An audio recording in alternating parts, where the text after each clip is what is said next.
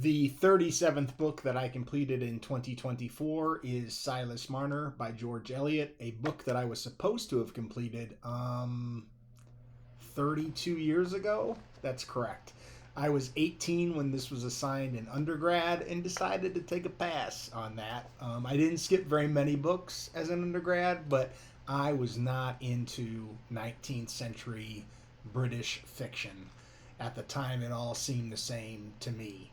I'm still not into Charles Dickens, and this book reminds me a lot of Dickens's work in that there is a family who has a lost child, and there's a guy named Silas Marner who finds the child and raises the child, and then at the end of the story, of course, the family comes forward, and the child has to make the decision between Silas Marner and the family.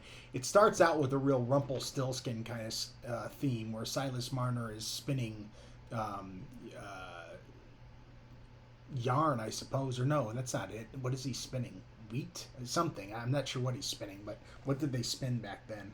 I'm not sure. I don't know how I read the whole book and don't know what he's spinning, but that is really not very consequential in the novel.